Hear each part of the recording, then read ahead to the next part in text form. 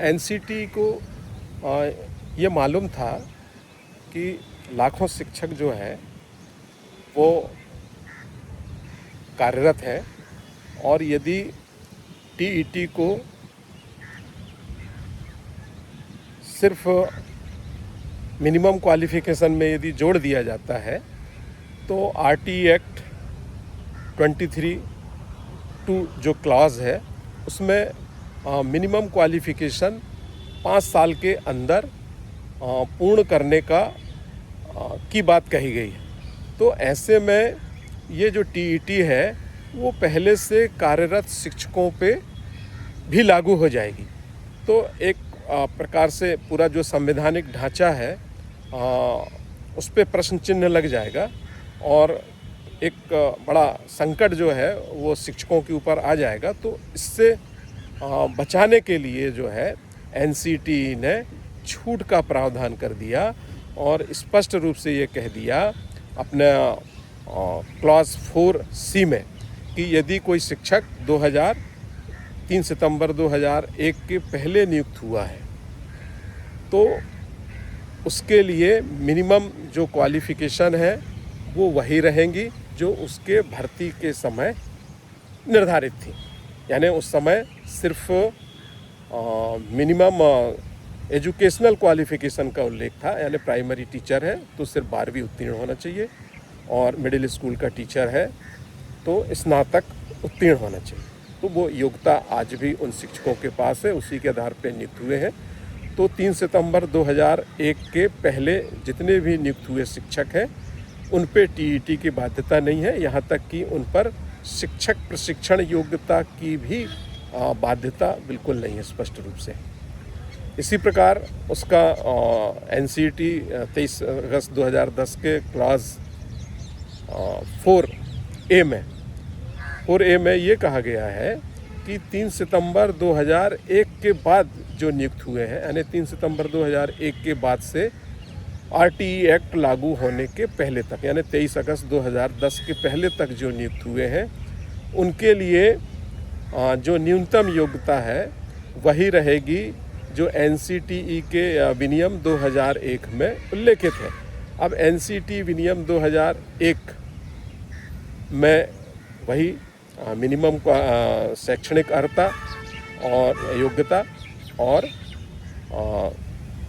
Professional योग्यता यानी BEd की योग्यता जो है वो होना चाहिए ना, और टीईटी के लिए अनिवार्यता वहाँ पर नहीं है। तो 3 सितंबर 2001 के बाद जितने नियुक्त शिक्षक हैं आज की स्थिति में सब इन अर्हताओं को पूर्ण कर रहे हैं, तो इसलिए वो भी टीईटी की छूट से मुक्त हैं। अब एक और क्लॉज है उसमें 5 में ये कहा गया है कि यदि भर्ती प्रक्रिया आरटीई एक्ट के पहले से शुरू थी, विज्ञापन वगैरह निकला गया था और आदेश होने में समय लगा और आरटीई एक्ट के बाद लागू होने के बाद यानी 23 अगस्त 2010 के बाद यदि उनके नियुक्ति पत्र जारी हुए हैं तो उनको भी एनसीटी विनियम 2001 की पात्रता यदि है तो उनको भी टीईटी से छूट रहेगी। तो इसमें हमारे वो गुरुजी साथी आते हैं जिनकी भर्ती प्रक्रिया बहुत पहले से चल रही थी, आरटीई एक्ट के पहले से चल रही थी, लेकिन बाद में फिर उनको जो है आरटीई एक्ट लागू होने के बाद उनको नियुक्ति पत्र मिले 2011 में, 2012 में, 2013 में और 2014 में। तो वो भी टीईटी की अनिवार्यता से मुक्त है। तो इस प्रकार जितने भी इन सर्विस टीचर्स हैं जो आरटीई एक्ट लागू होने के पहले से सेवा में है और विशेष रूप से गुरुजी जो बाद में आए हैं संविदा शाला शिक्षक बने हैं, उन सबको टीईटी से छूट का बिल्कुल स्पष्ट प्रावधान है। तो यहाँ पर जो चूक हुई है वो यही हुई है कि माननीय सुप्रीम कोर्ट ने सिर्फ इस बात का ध्यान रखा है कि आरटीई एक्ट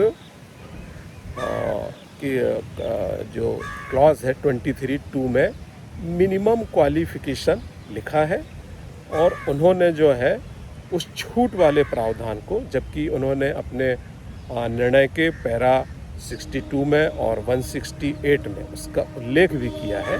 उसका उल्लेख करने के बाद विशेष रूप से 168 में स्पष्ट उल्लेख भी किया है कि छूट का प्रावधान है, लेकिन उसके बारे में यस या नो कुछ नहीं कहा। और जब अपना जजमेंट उन्होंने पैरा 217 में दिया तो उसका कोई उल्लेख उन्होंने नहीं किया। तो इस प्रकार एक बड़ी चूक जो है वो हुई है। कुल मिला के बात सिर्फ ये है कि जब RTE एक्ट लाया गया तो उस समय RTE एक्ट कब आया? अप्रैल 2009 में। TET कब आया? 23 अगस्त 2010 में। तो RTE एक्ट तो पहले आ गया, उस समय TET का तो कोई प्रावधान था ही नहीं। और पहले से जो नियम थे 2001 के जो नियम थे उसमें शिक्षक प्रशिक्षण को अनिवार्य किया गया था। तो जो लेजिस्लेटिव इंटेक्ट रहा है, जो विधायिका की जो मंशा रही है RTE एक्ट लाते समय, वो सिर्फ शिक्षकों में शिक्षक प्रशिक्षण योग्यता को अनिवार्य करना रहा है। और इसीलिए उन्होंने अपने RTE एक्ट के 23(2) में स्पष्ट रूप से लिखा है, चूँकि प्रदेशों में जो है शिक्षक प्रशिक्षण संस्थान पर्याप्त संख्या में नहीं होंगे, तो ऐसी स्थिति में जो है 5 साल का समय जो है वो दिया जाता है। तो वो वास्तव में शिक्षक प्रशिक्षण योग्यता को अर्जित करने के लिए ही था, क्योंकि जब ये लाइन लिखी गई थी तब TET की लाइन नहीं आई थी। तो स्पष्ट विधायिका का जो मंशा रही है वो शिक्षण प्रशिक्षण को लेकर के रहा है। और बाद में 2017 में जब ये देखा गया कि बहुत सारे राज्य जो है इस लक्ष्य को जो है पूरा नहीं कर पाए हैं, बहुत सारे शिक्षक जो है शिक्षक प्रशिक्षण योग्यता को प्राप्त नहीं कर पाए गए हैं, और राज्यों ने जो पत्र लिखा है, और जब ये इसका संशोधन विधेयक आया था तो हमारे उस समय के केंद्रीय शिक्षा मंत्री, मानव संसाधन विकास मंत्री श्री प्रकाश जावड़ेकर ने अपने स्टेटमेंट में स्पष्ट रूप से कहा है कि हम ये जो शिक्षक प्रशिक्षण की जो योग्यता शिक्षकों को अर्जित करना था वो नहीं कर पाए हैं, तो उसके लिए हम जो है वो 4 साल की अवधि और बढ़ा रहे हैं। तो वहाँ पर भी 4 साल की जो अवधि बढ़ाई थी वो TET के लिए नहीं बढ़ाई थी, बल्कि शिक्षक प्रशिक्षण योग्यता जो प्राप्त नहीं कर पा रहे हैं उनके लिए बढ़ाई गई थी। तो यहाँ पर विधायिका का बहुत स्पष्ट मंशा रही है कि शिक्षक प्रशिक्षण जो योग्यता है वो 2009 तक सारे शिक्षक उसको प्राप्त कर लें, और निश्चित रूप से RTE एक्ट आने के बाद 23 अगस्त 2010 के बाद विशेष रूप से NCT ने जो गाइडलाइन TET की जारी की है 11 फरवरी 2011 सारे राज्यों को पत्र लिख करके TET अनिवार्य किया, उसके बाद से TET अनिवार्य है।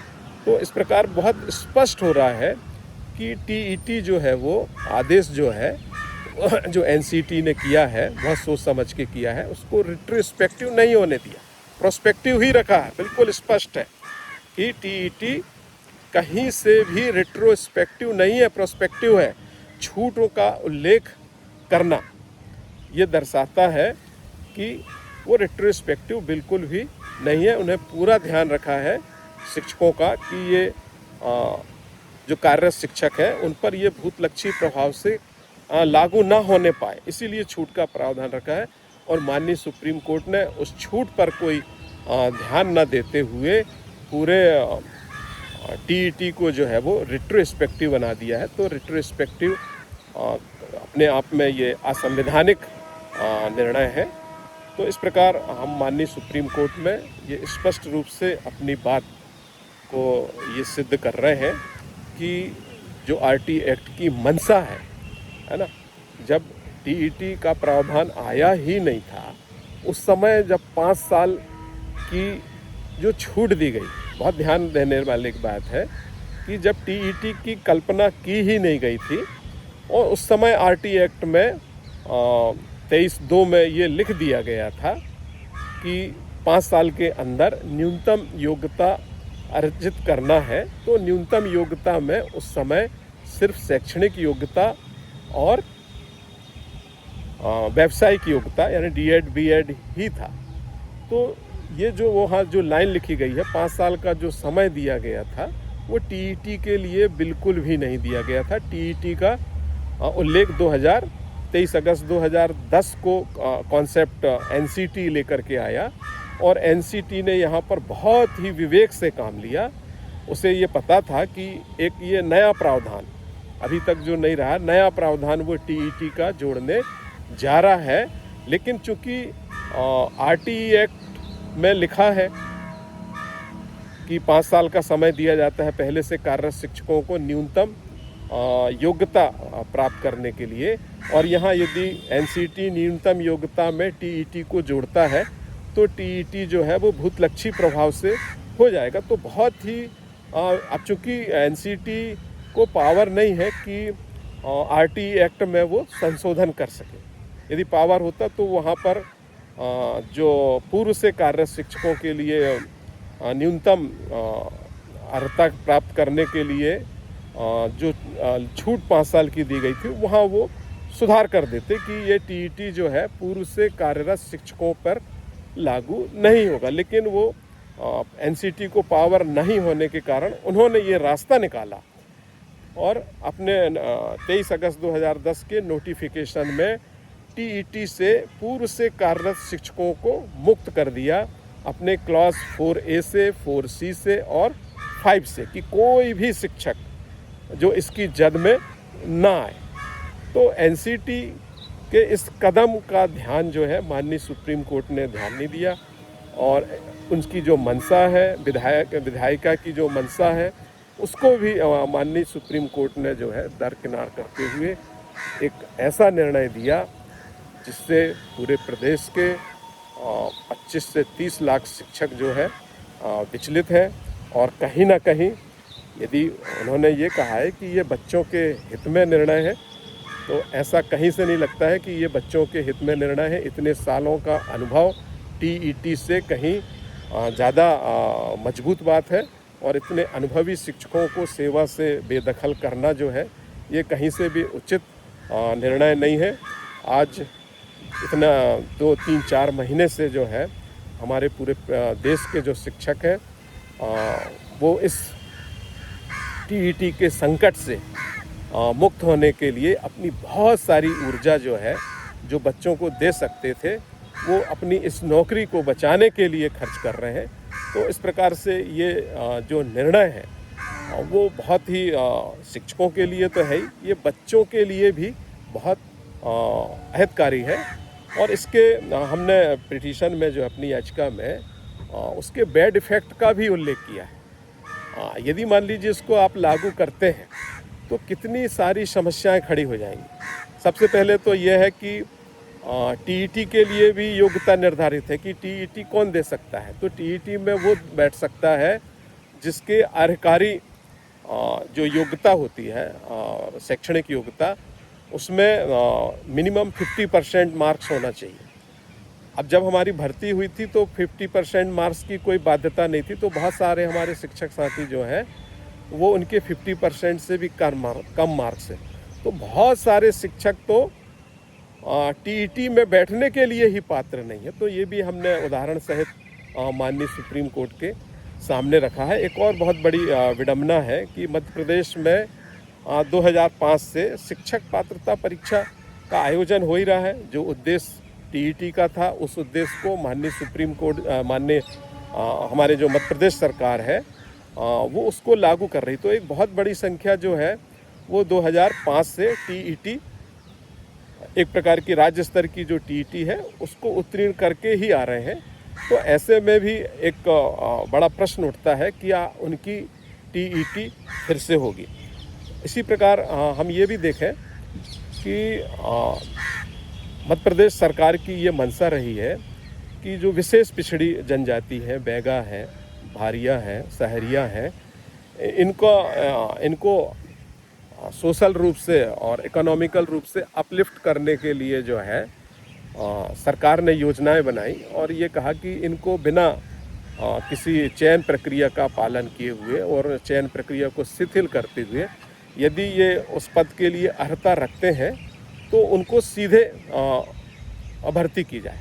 तो ऐसे बहुत सारे शिक्षक जो है इस तरीके से भर्ती हुए हैं।